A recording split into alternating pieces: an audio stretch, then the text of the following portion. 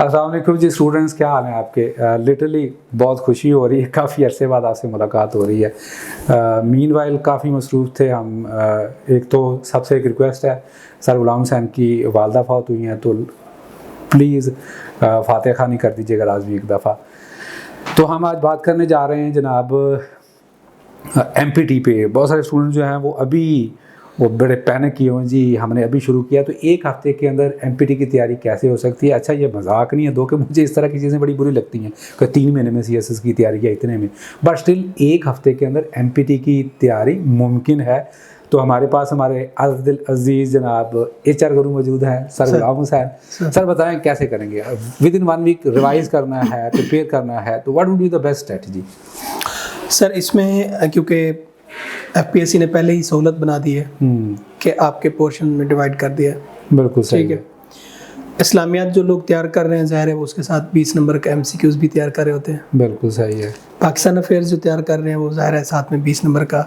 CSS में क्योंकि 20 number का हर पेपर में MCQs भी होता है, और ये शॉर्ट पोर्शन है। इस्लामियात में भी, sorry to cut you sir, कि ये इस्लामिक हिस्ट्री नहीं है, ये आप सल्लम का दौर है, कुरान पाक वाला, नमाज अरकान, ये वो सीरत नबी और वही बिल्कुल और हदीस जी, ऐसा ही है, और सहाबा कराम का जो दौर है, ठीक है, बड़ा रेलेवेंट और बड़ा 20 नंबर के सवाल लिमिटेड सा। बिल्कुल 20 नंबर के सवाल आप वो तैयार कर रहे हैं तो आपका ये पोर्शन ऑटोमेटिकली तैयार हो रहा है, मजीद तैयारी की जरूरत नहीं है। इस तरह आप इंग्लिश प्रेस ही आप तैयार कर रहे हैं। इंग्लिश में सर स्पेसिफिकली आप बताएं कि किन एरियाज पे आप फोकस करें लास्ट मोमेंट पे, क्योंकि अब देखिए मेरा ये ख्याल है कि सिनोनिम एंटोनिम बहुत लंबी गेम है, आप हफ्ते के अंदर वो चीज़ें तैयार नहीं हो सकती। सर वोकैबुलरी जो है वो ओवरनाइट चीज़ नहीं है, ठीक है, इसके लिए 4 महीने 6 महीने की लगातार स्ट्रगल चाहिए होती है, ठीक है। जो रेगुलरली अखबार पढ़ रहे हैं, रेगुलरली चीज़ों को लेकर चल रहे हैं, उनके लिए तो कोई मसला नहीं है। जिन्होंने MPT को अभी टाइम नहीं दिया या वोकैबुलरी के ऊपर खास काम नहीं किया, उनको अभी भी नहीं करना चाहिए। सही है। अभी उनको नहीं इस पे फोकस करना चाहिए, उसको फोकस करना चाहिए सर बाकी जो पोर्शन है। सही है। अगर सिनोनिम्स एंटोनिम्स 5-5 नंबर के हैं तो 10 नंबर को साइड पे रख दें, ठीक है। इसमें से वैसे ही आपके 3-4 नंबर आ जाने हैं, वैसे लग जाएंगे, वैसे आ जाने, ठीक है। तो आप बाकी पोर्शन को देख लें, जैसे प्रेपोजिशन है, ठीक है, जैसे कॉम्प्रिहेंशन है, जैसे आपके एनालॉजीज हैं, करेक्शन है, एक्टिव वॉइस पैसिव वॉइस है, डायरेक्ट इनडायरेक्ट है, पंक्चुएशन है। इन चीज़ों को, ये शॉर्ट चीज़ें हैं, थोड़ी थोड़ी चीज़ें हैं, इनको अगर आप ओवरऑल कवर कर लें। और ग्रुपिंग ऑफ वर्ड्स जो है, मतलब ग्रुपिंग ऑफ वर्ड्स, वो सेंटेंस में एक वर्ड मिसिंग होता है तो आपने वो वर्ड उसमें एप्ट मीनिंगफुल सेंटेंस बनाने के लिए आपने सेलेक्ट करना होता है, ठीक हो गया। वो भी समहाउ वोकैबुलरी में ही आ जाता है। लेकिन अगर आपकी रीडिंग अच्छी है, आप रेगुलर पढ़ रहे हैं, ज़ाहिर आपने अभी तो नहीं तैयारी शुरू की होगी, ज़ाहिर 4 महीने 5 महीने 6 महीने पहले तैयार कर रहे होंगे, तो वो कवर हो जाता है। लेकिन ये जो शॉर्ट क्वेश्चन है, जैसे करेक्शन के 12 से 13 नंबर का पोर्शन है, ठीक है, इसी तरह 5-5 नंबर का, 7-7 नंबर का एक्टिव वॉइस पैसिव वॉइस है, डायरेक्ट इनडायरेक्ट है, 7 नंबर की कॉम्प्रिहेंशन है। तो ये MCQs टाइप क्वेश्चन है सारे। ये अगर आप 1 by 1, मतलब मिसाल के तौर पे मैं प्रेपोजिशन की बात लेता हूँ, प्रेपोजिशन को आप लें, और हमारी जो बिग बुक है माशाल्लाह, बिग बुक में मैं वो पोर्शन आपसे कह के डलवाया था प्रेपोजिशन का स्पेशली, उसमें जो एक्सरसाइज है अगर वो कर लें तो मेरा नहीं ख्याल कि उसमें से आपका 80% कवर हो जाएगा।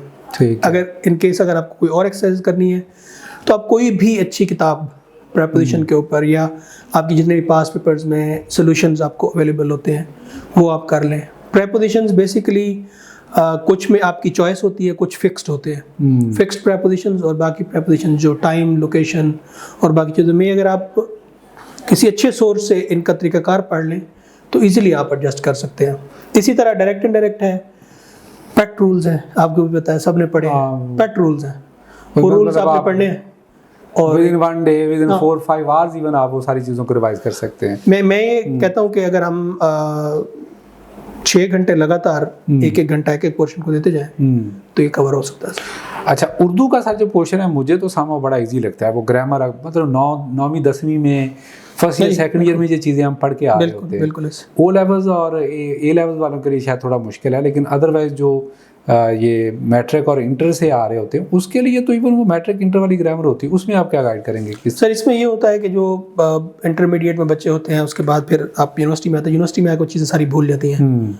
तो अगर तो किसी बच्चे के हाथ इंटर मैट्रिक की वाली किताब हाथ लग जाए तो उसको रिवाइज कर लें, अदरवाइज कलीद उर्दू है, तफहीम उर्दू है, उर्दू जनरल है PMS के लिए, उसमें से कर अच्छा लें। खासा पोर्शन दिया हुआ है ठीक है। इसका, तो उसमें से किया जा सकता है। हमारी जो बिग बुक है उसके अंदर उर्दू का पोर्शन हमने बहुत बेहतरीन बनाया हुआ है, वहाँ से भी आप कर सकते हैं। जी अच्छा, इसमें से अभी सर मैं अगर आप इजाज़त दें थोड़ा सा मैं इसमें ऐड कर देता हूँ। अभी 2 पोर्शन रह गए जो कि मेरे रिलेटेड हैं, एक जनरल एबिलिटी और दूसरा आ गया साइंस।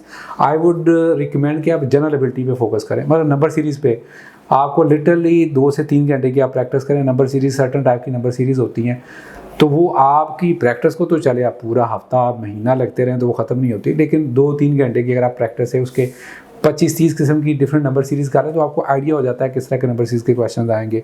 ज्योमेट्री में से क्वेश्चन, थ्योरेटिकल क्वेश्चन पूछेगा ज्योमेट्री के अंदर से कि फर्स्ट के इक्विलेटरल ट्रायंगल क्या होती है या सप्लीमेंट्री एंगल क्या होता है, तो ज्योमेट्री की थ्योरी आप पढ़ें।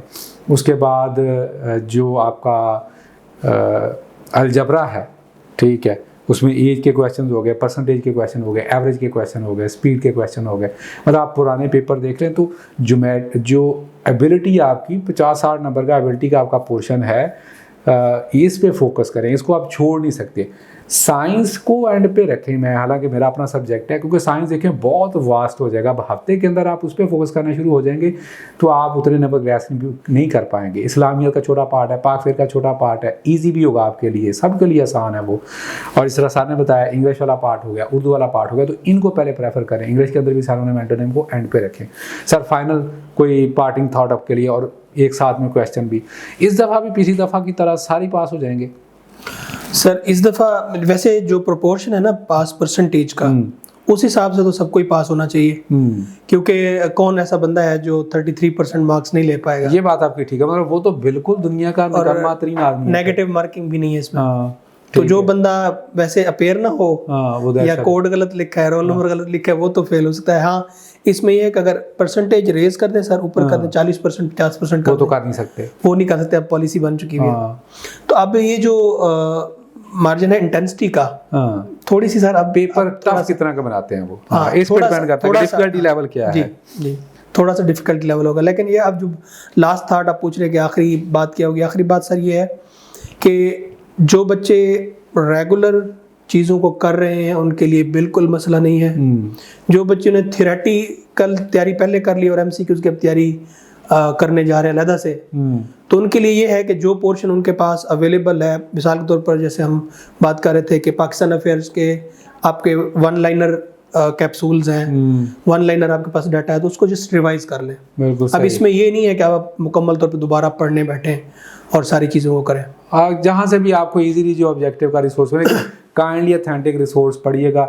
ये जो नेट पे पड़े होते हैं ना, जो आपको PDF या शॉर्ट फॉर्म मिलती है, मेरी रिक्वेस्ट है, एडवाइस समझें, जो बारी समझें, उसको काइंडली कंसल्ट ना करें। कोई ऑथेंटिक बुक ले लें, जहांगीर की, कारवान की, ठीक है, जो अच्छे सोर्सेज पब्लिश होते हैं।